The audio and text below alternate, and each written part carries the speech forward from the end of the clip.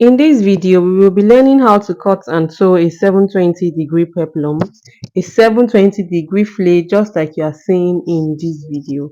My name is Oluwato Singh. In case this is the first time you are seeing my channel, and you're welcome. To all my returning subscribers, you're also welcome. Thank you for stopping by today's video. In case you are new here, please consider subscribing.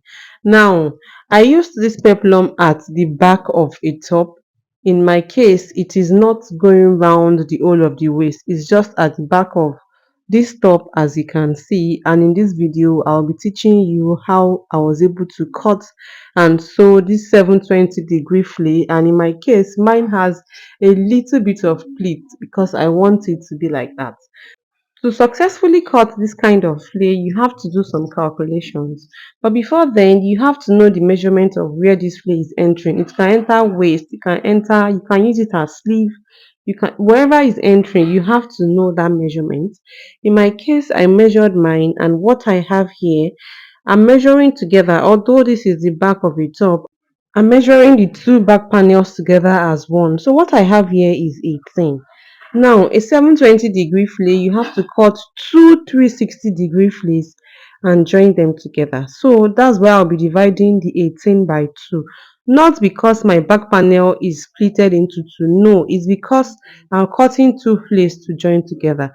So to cut a 720-degree flay, after knowing the measurements of where that flay is entering, you'll be dividing it by 2 because it's 720, 360-degree in two places. So after dividing it by 2, in my case, 18 divided by 2 gives me 9. This 9, you now be dividing it by 2 pi. You know the value for 2 pi is 6.28, like 2 times pi, because 1 pi is 3.14, so times 2, that's 6.28. So I'll be dividing 9 by 6.28. It gives me 1.4. This 1.4, I'm supposed to approximate it to 5 because of the allowance that I'll be using to join the two flays together, but I'll be approximating it to 2 because I want mine to have a little bit of pleat, like I mentioned at the initial stage of this tutorial.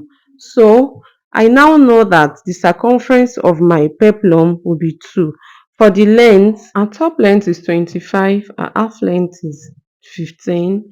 That means the peplum is supposed to be 10 inches long, but that means I'm cutting a peplum that the circumference will be 2 inches wide and the length will be 10 inches. But because I'll be adding allowance for turning it, that's why I'll be making this 10, 11. So I'm cutting a flay that is, the circumference will be 2.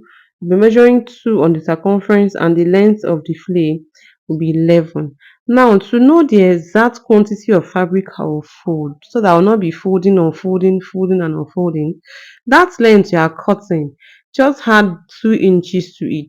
The 2 inches, which is the circumference, add it to the length, that makes it 13. So I'll be folding 13 on both sides. Now I've measured 13 on fold of 2. Then I'm still going to measure that 13 in two places. In on this side, 13 in two places, that's 26. I'll be marking this 26, and then I'll fold my clothes into 4 like this. Now this is trying to cut one 360-degree flay. I'll be cutting two of these for the 720-degree. So from that tip, I'll be measuring 2 inches around. That is the circumference of the peplum. And from these two, I'll proceed to measuring the 11 inches. You'll see that the exact thing that is remaining is 11 inches if you folded your clothes very well. So this 11 inches, measure it round like in 3 4 places, and then you connect it together, and you can now proceed to cutting it out. That is it for one fillet. Basically, the next thing to do is just to place this one that you've cut on another piece that is on fold or four, just like we folded for this, and then you cut out the exact thing. It is that simple. Don't forget, we are cutting a 720-degree flay, so we are stopping at just 2. 360-degree flay in two places. So I cut the second one as well. The next thing to do is to cut the lining. So for the lining, I'll be placing this on the lining. I'll make the lining just like half inch shorter than this actual flay, you will see that cutting flay this way, like cutting a 720-degree flay, the two flares will come out. They won't be joining on any side. You'll be the one to open up one side by yourself. If in my case, I'm using it at the back, and the back is like shared into two. Back panel of a top is that has zip at the back is shared into two. That is why I'll not be joining mine. But if you are using it for like a complete top, you have to join the two of them together. But in my case, I'll not be joining the two of them together because I'm using them separately. And I proceeded to add in thick gum stay to it. You can use interfacing of your choice. It depends on how firm or how structured you want your peplum to come out. You can even use crinoline with it. But in my case, I use the thickest gum stay, and I'll not be using crinoline because that is the firmness when I use this stick gum stay is okay for me. So to turn, you face the lining on the right side of the Ankara, and then I used hemming gum to turn it so that by the time I press it, the lining would like gum down on the Ankara, and there won't be anything like the lining is sticking out after joining the peplum to the half length. So after turning it down, I turned the side. You can see that I shifted the Ankara up a bit so that the lining will go up a bit with like half or 1 inch. Then you will turn the both sides. Like I said, if you are not using it separately, like in my case, I'm using it for back of a top. That's why I'm turning it separately.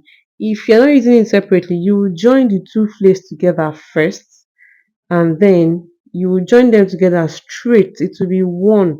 It's not like it will be circle. It will not be circle. It will be one straight peplum, like straight after joining. Then you will now turn them together. But if you are using it for a place like let me say nail of a dress or like sleeve, you would join it back to a complete circle before you turn. But if you are using it for like a top, for front and back of a top that has zip at the back, you will join it straight. You will join it, there will still be opening, but in just one place. But because I'm using mine separately, that is why I'm using just at the back separately. That is the reason I turned it separately. I hope my explanation is clear. And when I was done, I attached it to my half length, and this is the outcome of mine. I made a detailed tutorial on how I was able to cut and sew this blouse. Have you seen it? If you've not, just check the description box down below. The link to it will be right there. And I might also put it in the comment section, but if it's not in the comment section, just check the description box. The link to the sewing and cutting of the rest of this blouse is definitely there. I hope this video has been helpful and interesting to someone. If it has been, do not forget to give this video a thumbs up.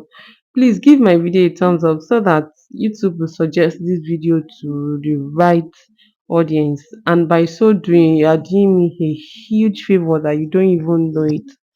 If you have any question, kindly ask me down in the comment section. And in case you're not subscribed, consider subscribing, and I'll see you in my next tutorial. Bye.